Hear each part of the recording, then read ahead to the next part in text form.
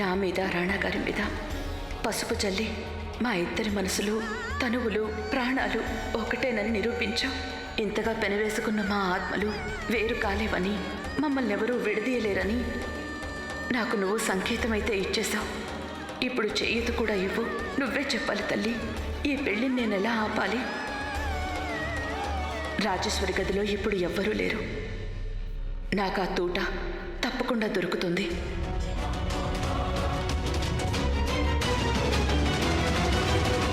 రాజేశ్వరి గదిలో ఎవ్వరూ లేరు. తప్పకుండా ఆ తూట నాకెక్కడే దొరుకుతుంది. ఆగో, ఎక్కడికి వెళ్తున్నావు? రాణా గారి దాసి నీ బాధ్యతల నుండి తప్పించుకొని పారిపోతున్నావా? మా నుదిటి మీద ఈ మసి నీ కారణంగా అంటుకుంది కనుక ఇప్పుడు నువ్వే శుభ్రం చేస్తా.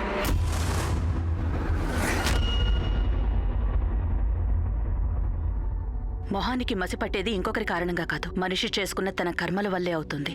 దాసీలు మాట్లాడుతున్నప్పటికన్నా పనిచేస్తుంటేనే బాగుంటారు.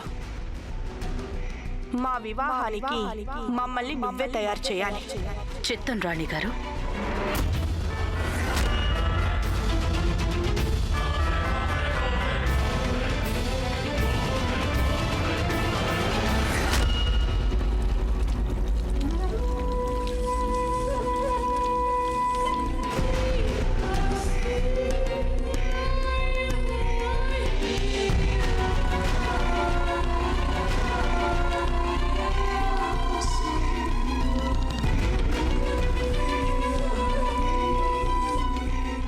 ఇదే సరైన అవకాశం. రాజేశ్వరి గదిలోకి వెళ్ళి ఆ తూటాన్ని వెతుకుతాను.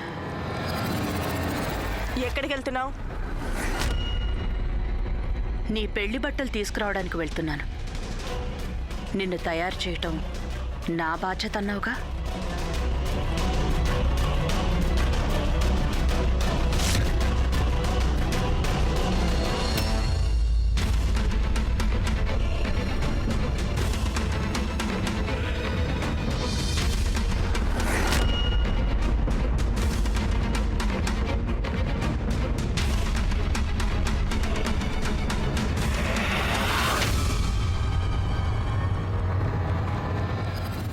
ఏం వెతుకుతున్నావు?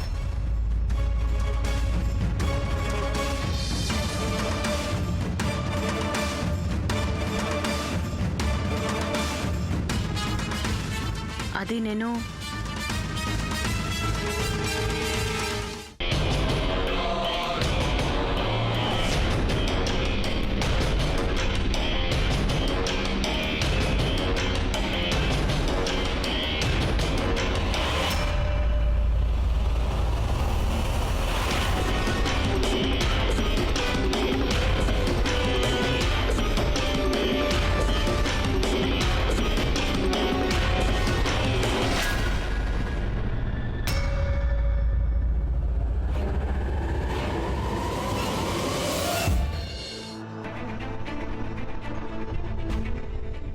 ఇక వధూవరులకు బ్రహ్మముడి వేయండి.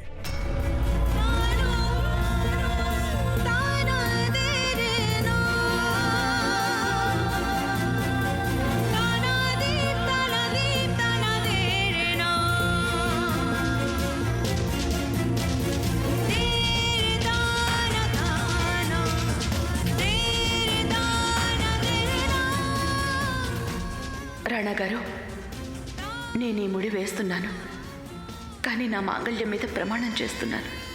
నేను ఈ వివాహాన్ని ఎప్పటికీ జరగనివ్వను, ఎప్పటికీ జరగనివ్వను.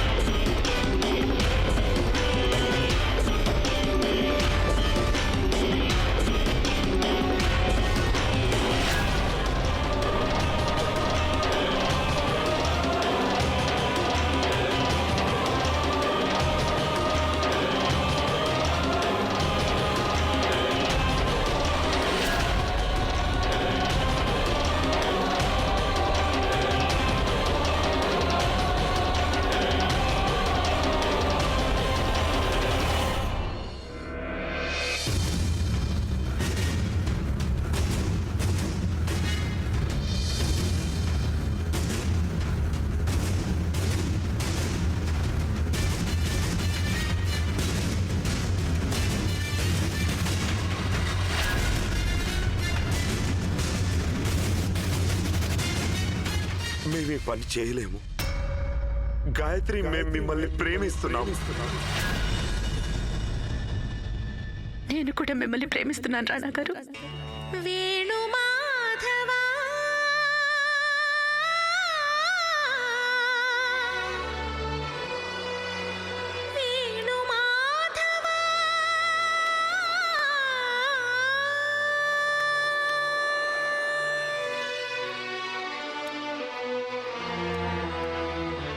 ఇదేనా రాణా గారు చేసే న్యాయం? మేము ఇలా ఆఖరి సమయంలో వారు మాకిచ్చిన మాటని తప్పనివ్వం. మేమే స్వయంగా ఆయన్ని వెతికి తీసుకొస్తాం. ఆగండి. వధువు ఈ విధంగా మండపం వదిలి వెళ్తే చాలా అపశకనమమ్మా.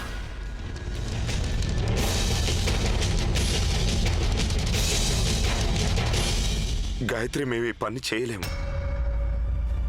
ప్రేమ బాధని కలిగిస్తుంది, కానీ ప్రేమించిన వాళ్ళు కాదు. మేం మీతో కఠినంగా ప్రవర్తిస్తూ మిమ్మల్ని చాలా బాధ పెడుతున్నాము. ఇక మా వల్ల కాదు గాయత్రి. ఇప్పుడు ఇక బాధ పెట్టము. రాణా గారు, రాణా గారు, రాణా గారు నా మాట వినండి. రాణా గారు నా మాట వినండి. రాణా గారు నా మాట వినండి. తలుపు తెరవండి, తలుపు తెరవండి రాణా గారు. మీ కళ్ళ ముందే మేం మరో వివాహం చేసుకోలేము గాయత్రి.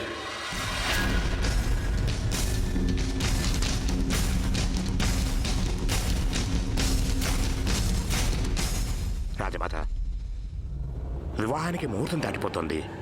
రాణాగారిని తీసుకురావడానికి ఎవరినైనా పంపించండి.